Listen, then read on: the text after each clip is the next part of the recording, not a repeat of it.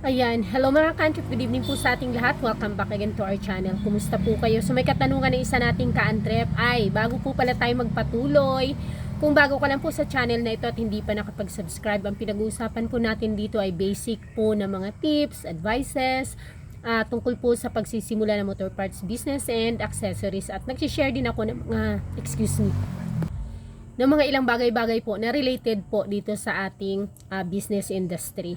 So mga ka-antrip, may katanungan na isa nating ka-antrip na kung may DTI permit daw po ba, nakakuha siya ng DTI permit pero hindi siya nakapag kuha ng COR or Certificate of Registration sa BIR, Bureau of Internal Revenue, ay kung makakasuhan daw ba siya ng tax evasion. So mga ka-antrip, hindi naman po ito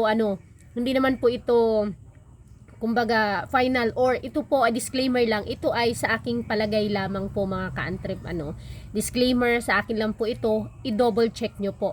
Pero sa pagkakaalam ko po, kasi ako dati, sa pagkakaalam ko po ay mamumultahan ka po muna. Halimbawa, kapag nagkuha ka na ay mamumultahan ka doon sa mga time na hindi ka nakapag-secure. So, multa muna. Tapos, may ano yan mayroong, ano ba tawag doon? Patubo, ano nga tawag doon? Mayroon, maliban sa multa, sa iyong penalty, may tubo. Ano ba sa English yung term na ginagamit na yun? Yung penalty mo na yun, kaya siya lalaki. Ang DTI kasi, ang validity niya is 5 years. So, nire-renew natin siya before 5 years na eksakto. 2 months before the expiration date ay dapat ma-renew na natin siya. Kasi dyan ako dati nagka-penalty, late registration. Kasi akala ko, halimbawa, mag-expire siya ng November, akala ko i-renew mo siya ng November, hindi pala ganun. 2 months before ay pwede mo na siyang i-renew. Wag doon sa eksaktong date kung kailan siya mag-expire kasi consider as expired na siya. So mamumultahan ka po doon. Kapag pa naman tayo ay may multa, makakalkal na lahat ng mga penalties natin. So doon ka ma-check or mababacktrack na may mga penalties ka. So babayaran mo po yun with the tubo, with the interest. Ayun, with the interest po. Pero hindi ko po alam kung magkano eksakto yung mga babayaran or your penalties. Depende po yan doon siguro sa inyong mga ano ba tawag dito, yung inyo pong i-declare. So pero ang pinaka maganda po, kung may DTI na po kayo, ay i-register nyo na rin po sa BIR. 30 days yan siya kasi hindi ka po din makakasecure ng sales invoice sa atin or counterpart siya ng OR. Kapag sa mga professional, OR sa atin sa mga stores ay sales invoice kung wala kang COR, kasi kasama yun sa sa requirement yung DTI plus the COR bago ka makapa-imprenta ng inyong sales invoice o resibo. So kung may mga customer ka na kailangan ng resibo at wala kang may ibibigay, sayang din, 'di ba?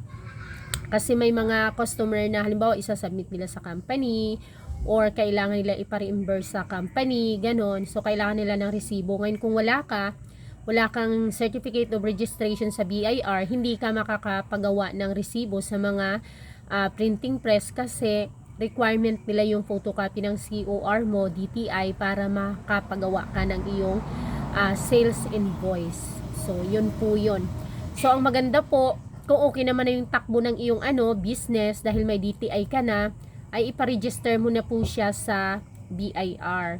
Pero kung halimbawang, kasi 5 years 5 years yung validity ng ng DTI. Ngayon, pwede naman siyang ipa-cancel kung sakaling gusto mong ipa-cancel. Pero may proseso siya, may proseso kang gagawin.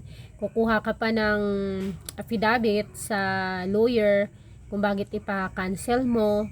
Tapos may mga isa-submit ka actually. Pero pwede ka pong pumunta para mas klaro at mas detalyado yung iyo pong gagawin sa iyo pong DTI dyan sa inyo pong munisipyo, kung ano po ang pwede mong gawin kung mayroon ka ng DTI at hindi ka nakapagpa-register sa BIR, para mas tama po yung guide na may bibigay nila sa inyo. Sa akin po kasi ito ay ano ko lamang, palagay ko lamang dahil hindi ko pa naman totally na na encounter yung ganong bagay.